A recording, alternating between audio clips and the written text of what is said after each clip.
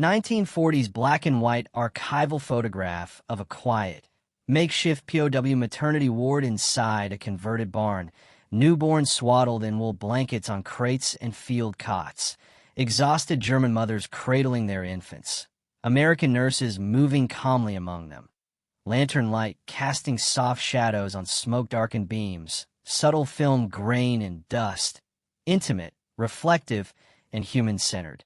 True W2 black and white photo, capturing a close-up of an American nurse gently checking a newborn's pulse while a German mother watches, eyes wide with cautious disbelief, soft folds of blankets and rough uniforms visible, dim natural light filtering through barn slats, age 35 millimeters texture, documentary realism, quiet dignity, and the fragile triumph of life amid war's devastation. Archival black and white photograph of mothers and infants in temporary POW shelters, nurses and officers coordinating care in the background, improvised bassinets and field blankets surrounding the group, expressions of hope, shock, and cautious trust on faces, muddy boots and worn clothing visible, lantern and daylight blending softly, film grain, scratches, and dust enhancing historical authenticity. A solemn testament to human compassion. The humiliation that German nurses felt in the final weeks of 1945 did not begin in the camp courtyard. It began years earlier, with the creation of an identity that blended medical service, national duty, and uniform discipline into a single role. To understand why an inspection of clothing could wound so deeply, one must first understand what that uniform meant inside the world of the Third Reich. When the war began in September 1939, the German Red Cross, Deutsches Rotes Kreuz, DRK, mobilized tens of thousands of women to serve in military-adjacent medical roles. Although technically a civilian organization, the DRK had been tightly absorbed into the Nazi state, particularly after 1937, when its leadership was restructured to align fully with party policy. By the time German troops marched into Poland, DRK nurses were operating under regulations that made them, for all practical purposes, auxiliary personnel of the Wehrmacht. These women worked in field hospitals, frontline medical stations, transport convoys, and convalescent homes. They treated wounded soldiers, assisted surgeons, maintained wards, distributed rations, and in many cases lived only kilometers from active combat lines. Their presence was so essential that commanders frequently reported medical staff shortages as strategic liabilities. The nurses' professional world became indistinguishable from the war machine they served. DRK nurses were trained with military precision. Their instruction included not only medical procedures, but also drills, marching, ideological education, and strict adherence to uniform regulations. The uniform itself carried enormous weight. Gray-blue service dress, white apron or coat, Red Cross armband, insignia indicating rank and assignment, caps or veils following traditional nursing patterns. To the women who wore it, this uniform was more than clothing. It was a shield. It granted them authority inside military spaces dominated by male hierarchy. It provided legitimacy in hospitals and transport stations. It signified that they were not civilians wandering through a war zone. They were recognized personnel serving the German state in a time of total war. This identity, shaped through training and reinforced daily by structure and expectation, played a central role in what would later become a deeply humiliating experience. By early 1945, however, the structure surrounding these nurses was crumbling. As the Allies advanced from both east and west, German medical units fell back in disorder. Field hospitals moved hastily. Supplies ran short. Nurses found themselves caring for hundreds more wounded than facilities were designed to handle. Some were cut off entirely as towns were encircled. Others marched alongside retreating Wehrmacht columns, trying to protect patients who could still be moved.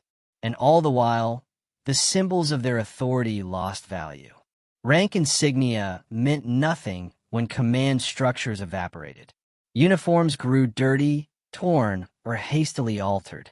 Red Cross armbands, once symbols of neutrality, no longer guaranteed safety as Allied forces approached sites known for military affiliation. Many nurses knew that surrender was inevitable. Some destroyed personal papers or removed badges to avoid association with Nazi organizations. Others prepared to meet American forces with resignation, but also with fear. They did not know what would be done with women in uniform. Unlike male soldiers, whose roles were clearly defined in military law, DRK nurses occupied a blurred legal space. They were civilian in theory, military in practice, bound to the German war effort by regulation, often working in areas classified as combat support zones. This meant that when the Americans began processing personnel after capturing field hospitals, nurses were often categorized as auxiliary military staff, not civilians, under Allied regulations that required full identification checks, searches of clothing and possessions, inspections for hidden military insignia, verification of any connection to Nazi party organizations. What might have been a simple bureaucratic procedure under ordinary conditions became, in 1945, an emotionally charged confrontation with the loss of everything they had been trained to uphold. And as Germany's Western Front collapsed, thousands of these women found themselves waiting in makeshift courtyards, hospital yards, or empty barracks, waiting for the moment the Americans would arrive and begin the process. A moment that would redefine them not as caregivers, but as prisoners. The stage was set for the humiliations that followed, rooted in the chaos and identity crisis of a collapsing empire, and in the uniforms they wore like a second skin. To understand why the inspections of German nurses became moments of profound humiliation, we must step into the world of the American advance in 1945, a world defined by strict procedures, urgent security concerns, and a military machine encountering an enemy regime that had collapsed without dignity or order. By March and April 1945, American forces pushing through Western Germany were moving faster than at any other stage of the war. Entire towns surrendered without a shot. Wehrmacht divisions fragmented. Columns of German soldiers, civilians, Volkssturm units, and medical staff flooded the roads. For the Americans, this produced a logistical challenge unseen since the First World War. How to process a defeated army numbering in the millions while still fighting at the front. Priority fell on identifying members of SS units, political officers, personnel connected to war crimes, anyone who might attempt escape or sabotage, military auxiliary staff whose roles were not immediately obvious. This included German nurses, especially those attached to the Wehrmacht or medical institutions operated under Nazi oversight. When U.S. troops entered a field hospital, they followed standardized procedures. Although the soldiers themselves often acted with practical calm, the regulations behind their actions were rigid and impersonal. German nurses were classified into categories such as DRK-Schwestern, German Red Cross nurses, Kriegskrankenhelferin, war hospital helpers, Luftwaffe or Wehrmacht medical auxiliaries, sisters affiliated with National Socialist organizations, such as the NSV or the Brown Sisters. Those in the final category faced deeper scrutiny. American officers needed to determine who was simply a medical professional and who had been formally integrated into the Nazi system. This distinction affected their POW status, interrogation, and denazification assessment. For American military police, the nurses' uniforms were not symbols of compassion. They were documents. Every stitch held potential information, branch-specific insignia, rank tabs, medical qualification badges, organizational affiliation symbols, volunteer service pins, wartime awards such as the Kriegsverdienstkreuz. Some of these, especially political badges, carried heavy consequences. Thus, Regulations demanded that each nurse be inspected thoroughly. Coats were opened. Aprons were removed. Sleeves were checked for hidden insignia. Even shoes were inspected for concealed papers or rolled instructions. To the Americans, this was routine. To the nurses, it was a stripping of dignity. Most of these women had spent years operating under a system that instilled discipline, hierarchy, and pride in appearance. The uniform was more than a garment. It represented their professional role, their training and sacrifice, their authority within hospitals, their connection to fallen comrades, their belief in their own usefulness. But now, the Americans examined the same uniforms as if they were masks concealing guilt. What had once signified competence now looked suspicious. What had once granted them respect now marked them as prisoners. Many nurses later wrote in diaries or post-war descriptions that this moment, the inspection of their uniforms, was the instant they felt the war truly end. Not in silence, but in exposure. The humiliation was intensified by cultural expectations. German wartime culture emphasized modesty and discipline for women, particularly those in public service roles. Being ordered to remove outer garments, to stand in rows under the gaze of foreign male soldiers, or to explain the meaning of badges and pins was deeply uncomfortable, even shameful. The Americans, following procedure rather than emotion, often had no awareness of the psychological impact. They were not punishing, they were documenting. But intention did not soften the experience. Eyewitness accounts describe nurses crying while being searched, senior matrons trying to hold their composure, younger auxiliaries shaking or staring at the ground, confusion when asked to explain insignia no one expected to justify before, anger or humiliation when ordered to remove items they had worn proudly for years. Even small acts, such as taking away a cap, confiscating a badge, or photographing the uniform, carried symbolic weight. By 1945, American forces had discovered that certain German units, particularly SS and political organizations, were attempting to blend into medical roles to avoid identification. There were cases of false Red Cross armbands, disguised soldiers, and uniforms misused for escape attempts. Thus, inspections tightened further. Everyone in a medical uniform was treated with suspicion until proven harmless. German nurses fell directly into the crossfire of this necessity. Many had no political involvement at all, but the system didn't allow assumptions. As the Americans entered captured hospital compounds and makeshift camps, they brought with them a procedure shaped by caution, not cruelty. The nurses waiting in the courtyard did not know this. They only knew that their uniforms, once symbols of purpose, were now treated as potential evidence. Their humiliation, rooted in identity and collapse, reached its peak in the minutes when American hands lifted the fabric that had carried them through 6 years of war. And in those moments, the decisive turning point of their experience began to unfold. To understand the depth of the nurses' humiliation in 1945, we must examine the moment from multiple perspectives: human, symbolic, and military. Each angle reveals a layer of reality that shaped how the inspection was perceived, interpreted, and remembered.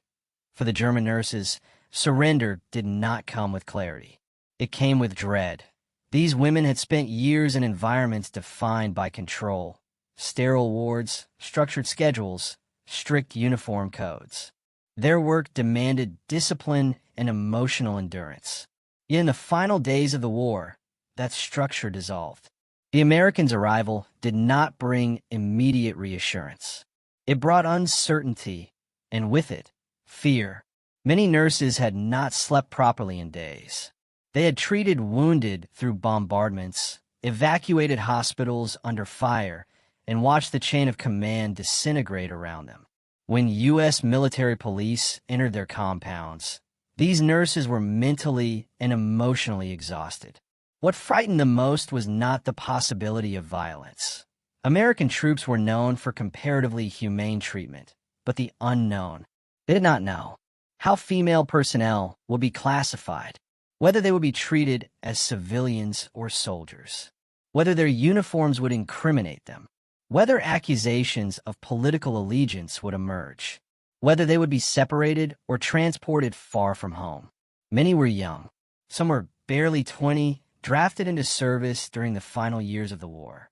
Others had served since 1939, their entire adult lives shaped by the regime that now lay in ruins. When ordered to stand in line for inspection, they experienced surrender not simply as a military act, but as a loss of self. Their posture, once defined by professionalism, collapsed into uncertainty. The inspection did not strip them of clothing. It stripped them of identity. The moment the first coat was ordered open, the war shifted from external chaos to internal reckoning. To the Americans, a uniform was a category. To the nurses, it was a life. DRK uniforms were designed with purpose and symbolism. Gray-blue fabric, linking them visually to military service. A white apron symbolizing medical neutrality. Insignia marking rank, specialization, and training. Armbands displaying the Red Cross, a supposedly protected emblem. Caps or veils linking them to nursing traditions older than the regime. Through 6 years of war, the uniform became a constant. It survived evacuations, bombings, retreats, and overcrowded hospitals. Many nurses wore the same set daily, washing it between shifts when possible, patching tears in quiet moments. The uniform became intertwined with every memory of duty, loss, and endurance. Thus, when the Americans inspected these garments, they were unknowingly handling the nurse's sense of purpose. Removing an armband felt like erasing legitimacy. Confiscating a badge felt like denying their years of service. Ordering the removal of aprons or tunics felt like stripping away the barrier that had separated them from the chaos of the front. Some nurses later wrote that the worst moment of the inspection was not fear of punishment. It was the realization that their uniforms no longer protected them. For years, discipline had offered them stability in a world drowning in death and uncertainty. Now that discipline made them suspects. In the collapse of the Third Reich, the uniform no longer spoke for them. Instead, it spoke against them. While the nurses experienced humiliation, the Americans experienced a checklist. The men inspecting the uniforms were military police, counterintelligence personnel, medical officers, administrative staff assigned to POW processing. Their task was not to judge dignity, but to maintain security. American procedure required verification of identity, full names, medical roles, dates of service. Inspection of uniform items for political badges, SS markings, or hidden insignia. Search for concealed documents, such as orders or party membership forms. Assessment of organizational affiliation, DRK, NSV, Wehrmacht auxiliary. Removal of items not permitted in POW status, including many badges. To the Americans, the process was routine. They had inspected thousands of Germans within days, soldiers, Luftwaffe personnel, Volkssturm boys, civilian officials, and even disguised officers attempting to flee. By comparison, the nurses seemed harmless. But harmless was not a category recognized by regulation. American MPs were trained to maintain a neutral expression, avoid unnecessary conversation, keep inspections consistent and unbiased, follow protocol exactly, regardless of gender or age. Thus, when a nurse trembled or cried, many Americans did not fully understand the depth of the reaction. They were not humiliating. They were confirming identities. The emotional impact was invisible from their side. Later reports indicate that some American officers attempted to reassure the women, but reassurance was secondary to procedure. The war had not ended. Security came first. This is what made the inspection moment a collision of worlds. For the nurses, it was personal. For the Americans, it was procedural. Two realities occupying the same space, one driven by fear, the other by duty, shaped a moment remembered so differently by each side. And as these angles converge, the remaining layers of the story reveal deeper tensions still at play. The first sign of a shift in the camp's routine appeared as a faint mechanical echo rolling over the frosted fields at dawn. At first, the German nurses waiting in the yard couldn't identify it. But the sound grew louder, steady, deliberate, unmistakably military. Moments later, a column of American Army trucks emerged from the tree line, their shapes cutting sharp silhouettes through the cold morning haze. No orders had been announced the night before. No explanation had been given. Only a rumor whispered through the barracks. An inspection was coming. The nurses stiffened as the vehicles halted by the command hut. Hatches opened. Military police climbed down first, scanning the area with disciplined precision. Behind them came medical officers in heavy winter coats, carrying metal cases, sealed papers, and thick folders marked with administrative stamps from the U.S. Army's European Theater Command. Nothing about their posture or expressions hinted at hostility, but their presence carried an authority that pressed into the camp like a weight. German nurses, once part of a structured medical corps, now stood in orderly lines wearing uniforms that had long lost their sharpness. The field gray dresses, once symbols of a respected profession, were worn thin, seemed strained from overuse. Patches showed the desperate improvisation of the war's final months. Some garments bore stains that no amount of scrubbing could remove: iodine, mud, smoke, sweat. What had once been a uniform now resembled a timeline of collapse. An American surgeon, clearly the senior officer, requested the camp's records.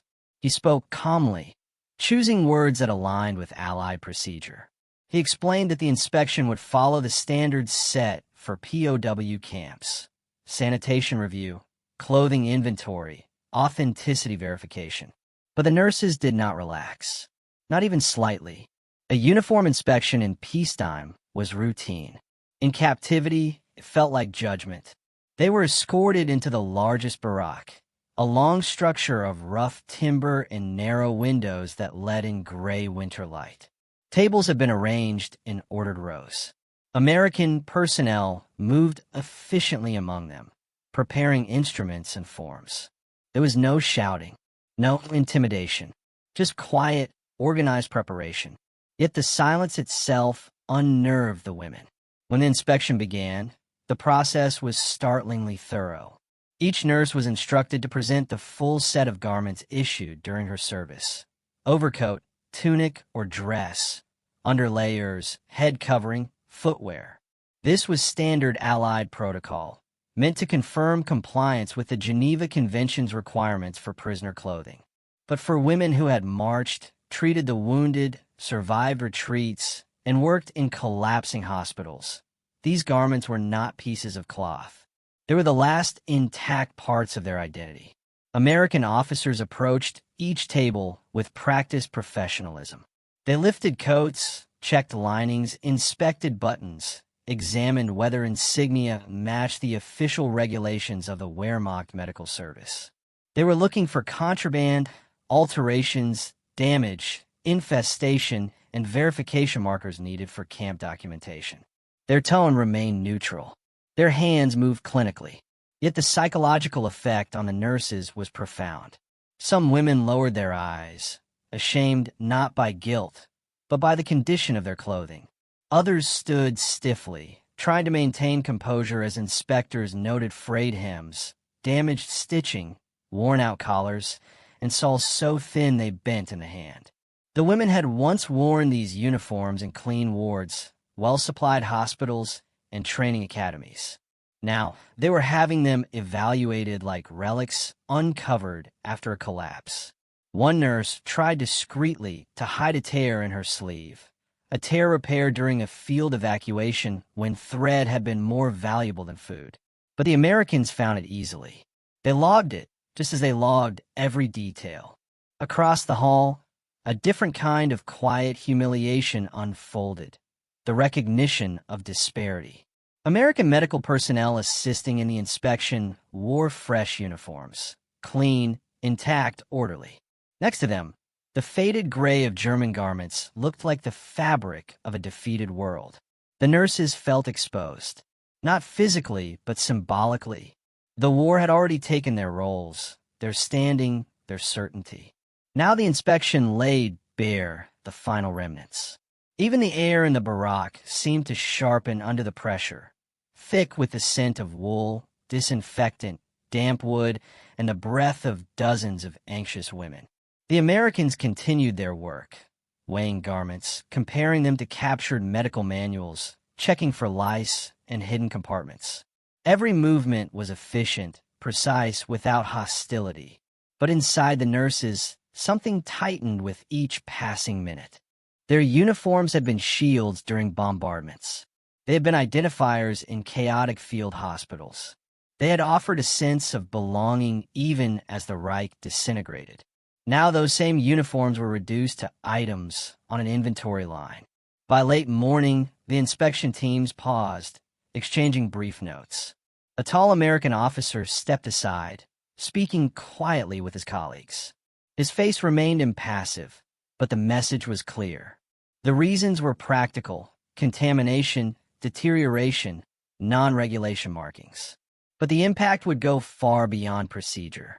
When the announcement finally came, even the women who expected it could not steady themselves. Their shoulders tightened. Their hands clenched the blankets issued earlier for warmth.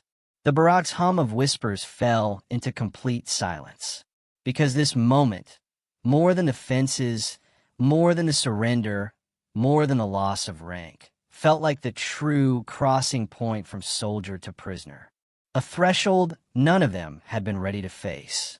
And as the officers prepared to separate garments into groups, the weight of what was coming next began to settle in the room with unmistakable gravity. The decision was delivered without raised voices, without hostility, without theatrics, yet its meaning struck harder than any shouted order. An American non-commissioned officer stepped forward with a clipboard pressed neatly against his chest. He read from a list that had been compiled only minutes earlier, a list built from every torn seam, stained panel, and compromised piece of fabric gathered on the inspection tables. The conclusion was straightforward. Certain garments could not be returned to their owners. The reasons were purely regulatory: contamination, structural failure, identification risks tied to wartime insignia. But for the German nurses, the rationale did little to soften the impact. They stood in rigid lines, blankets wrapped tightly around their shoulders, as American personnel divided the inspected uniforms into 3 categories: items that could be kept, items requiring sanitation, and items deemed non-recoverable. That last pile grew with unsettling speed. Overcoats worn since 1944 retreats, aprons stained with months of field hospital work, wool dresses that had survived artillery barges, transport convoys, and freezing nights in half-ruined barracks. These pieces had endured more hardship than any regulation expected. Now they lay on wooden tables under cold electric light, treated not as cherished tools of service, but as objects past their limit. A moment of uneasy stillness spread through the room. American officers made notes. Camp interpreters stood by. The inspection staff prepared administrative seals for items that would be burned, boiled, or buried. For the women, the silence was louder than any confrontation could have been. Some tried to hold their composure. Others tightened their grip on their blankets, their breath shallow. A few swallowed hard as they watched garments that had defined their wartime years placed in bins labeled simply unusable. Not forbidden, not symbolic, just unusable, a word that carried far heavier meaning than intended. An American captain instructed the next step: distribution of replacement garments. These were basic camp dresses, clean, neutral, standardized, lacking insignia of any kind. They offered warmth, durability, and compliance with sanitation requirements. But to the German nurses, they represented something else entirely. A final severing from their roles as wartime medical personnel. As the Americans prepared the replacement clothing, The nurses were divided into two groups: those whose uniforms had passed inspection and those whose garments had been confiscated. The separation was not meant as punishment. It was a logistical necessity. But to the women watching from both sides of the dividing line, the visual split felt like an unspoken judgment. Nurses who had worked side by side for years now stood apart, their fates differentiated by little more than cloth thickness or stitching quality. The division cut through the quiet solidarity that had held them together since surrender. Some lowered their eyes, unwilling to meet the gaze of their colleagues on the other side. Others stared straight ahead, expressions fixed, shielding the vulnerability behind them. The Americans moved efficiently. Bundles of replacement garments were brought to the front table. Logbooks were opened. Names were called, each one echoing across the barack like a reminder that identities were now recorded not as nurses of the Deutsches Rotes Kreuz, but as prisoners registered under Allied authority. The first woman stepped forward to receive the issue dress. Her hands hesitated as she touched the fabric. A simple cotton weave, unfamiliar in color and texture, stripped of every emblem she once wore. The garment was clean, practical, safe, but it was not hers. She folded it carefully, cradling it almost apologetically, as though it somehow testified to the end of everything she had once lived for. The process repeated over and over, each repetition widening the emotional distance between the lives the women had led before and the reality they now faced. Outside the barack, the winter wind whispered over the camp fences. American guards paced their routine patrols. Somewhere in the distance, a generator hummed, powering the sparse lights that flickered under the gray afternoon sky. The world beyond the inspection hall continued its indifferent rhythm. Inside, time felt suspended. When a final name on the list was called and the last garment was handed over, the American officers stepped back from the tables. They reviewed their notes one last time, exchanged brief nods, and stamped the documentation forms that would be filed with the camp commandant. The inspection was officially complete, but its psychological effects were only beginning to unfold. The German nurses stood motionless, as though unsure whether they were permitted to move. Their remaining garments clung awkwardly to their bodies, mismatched layers of old and new, identity and anonymity. Where military gray had once unified them, a patchwork now divided them. It was not the loss of fabric that unsettled them most. It was what the fabric had represented. Their uniforms had connected them to a structured world, to hospitals, to training schools, to medical ethics, to camaraderie. They wore them when comforting the wounded, when standing beside surgeons during bombardments, when escorting convoys through burning towns. The garments had survived what their nation did not. And now, under the calm oversight of an occupying army, those symbols have been stripped away, not violently, not cruelly, but with a cold administrative finality that cut deeper than hostility ever could. As the American officers exited the hall, leaving the nurses to gather themselves, a long, heavy stillness settled over the room. For the first time since surrender, the women felt the full weight of what captivity meant. Not simply confinement, not simply loss of rank, but a quiet unraveling of the structure that had once guided their lives. The inspection had not intended to break them. It had followed protocol to the letter. Yet by the time the last American boot crossed the barack threshold, something fundamental had shifted, a realization that the war had taken more than a homeland and more than a profession. It had taken the very symbols through which they understood who they were. And this realization would carry directly into the aftermath. The inspection hall emptied slowly, as if the air itself resisted movement. The American officers were gone, but their absence did not bring relief. Instead, the German nurses stood in a subdued quiet that felt heavier than any order given moments before. Outside, the camp seemed unchanged. Inside their minds, almost nothing was. For the first time since surrender, The women registered their new existence without the anchors that had guided them throughout the war. Their uniforms, the same ones worn during evacuations from the Eastern Front, during nights spent treating frostbite victims, during chaotic retreats westward, had been reduced to inventory lines in an Allied document. Some garments had been returned, others had not, and the meaning of that distinction deepened with every step they took away from the inspection tables. American personnel led them back toward the living quarters. The path was the same gravel walkway they had followed a dozen times since captivity, yet today it felt unfamiliar, as though they crossed it not as nurses, but as shadows of themselves. A winter wind moved across the camp, stirring dust and carrying the scent of coal from the kitchen building. Guards walked their routes at a measured pace. Trucks rumbled distantly along supply roads leading to the Rhine. The world around them functioned with a practicality that offered no space for sentiment. Inside the barracks, the atmosphere shifted as the nurses returned in small groups, each woman carrying either her surviving uniform pieces or the newly issued camp garments. Those who had kept most of their clothing felt a conflicting mix of relief and guilt.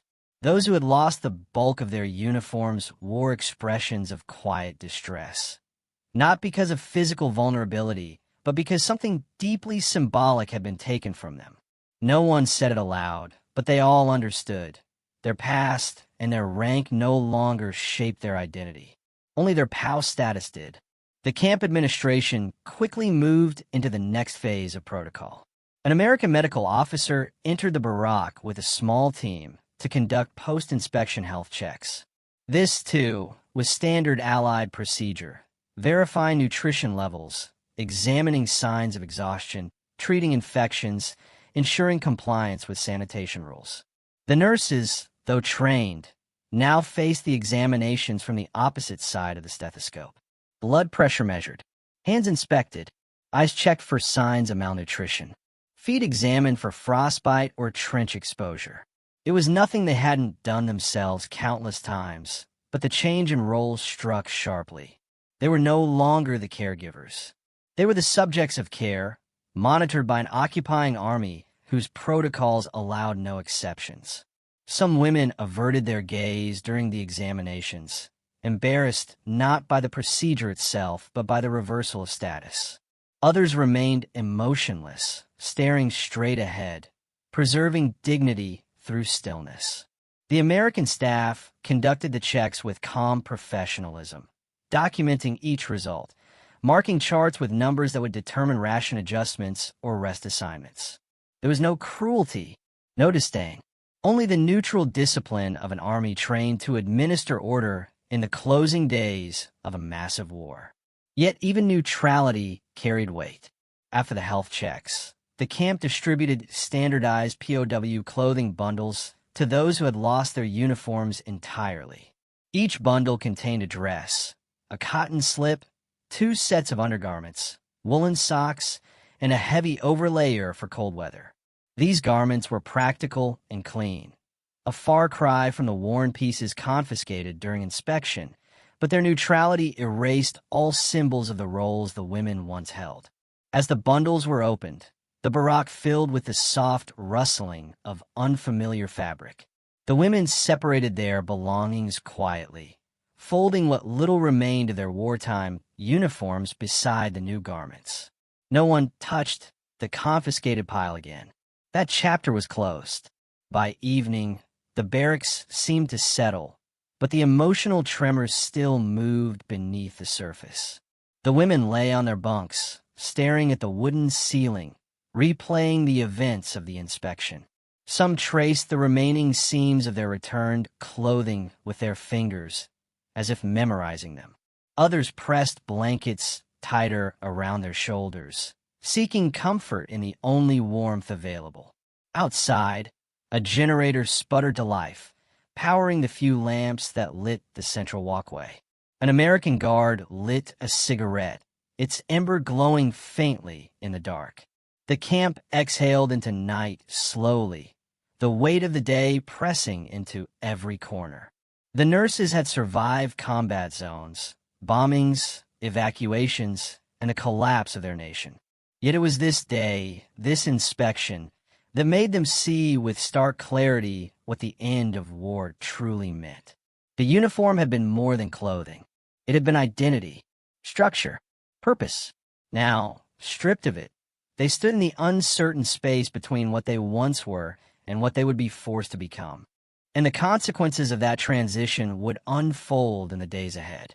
The nurses are marched to the far edge of the captured hospital grounds, where an improvised American processing tent has been erected between two shattered brick walls. The war has left nothing untouched. Even this temporary checkpoint smells of soot, damp canvas, and the cold metal of field desks hastily unpacked. One by one, the women step inside. The atmosphere is no longer combative. It is administrative, quiet, almost eerily calm after the tension of the inspection. An American clerk, sleeves rolled up, sits behind typewriter. Each keystroke echoes against the ruined walls as he records their names, ages, and former assignments. None of the nurses interrupt. None of them argue. Their voices, when they answer, are soft. Too soft for women who spent years shouting orders over artillery and sirens. Their uniforms, stripped of insignia, hang differently now. Heavier somehow, not with fabric, but with the weight of everything they have lost. At a nearby table, another MP lays their confiscated items in neat rows. Medical badges, pocket notebooks, service papers, even a small Red Cross pins some of them wore since training. To the Americans, these objects are routine evidence. To the women watching from the doorway, they are fragments of a life that ended the moment they surrendered. But the humiliation begins to fade into something else. Not acceptance, not bitterness, something quieter. Each nurse realizes she is still alive, still breathing, still capable of walking into a future no one had prepared her for. For the first time since the inspection began, the courtyard feels less like a courtroom and more like the first uncertain mile of an entirely new road. In a quiet after-war, memory becomes its own battlefield. The story of the German nurses, their uniforms inspected, their authority dismantled, their identity stripped down to its simplest form, is not a tale of heroes or villains. It is a window into the collapse of an entire system. These women lived inside the machinery of a regime that shaped their duty, their morality, and their sense of purpose.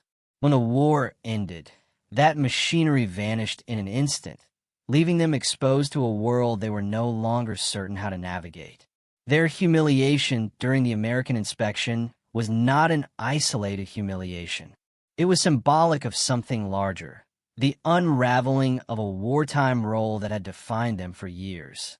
Nursing, in any army, is built on control, routine, and confidence. Losing uniform insignia, losing the right to speak, losing one's posture of authority. These losses cut deeper than fabric. They challenged how the nurses saw themselves, how they believed the world would see them, and what they thought their service had meant. Yet history shows something else too.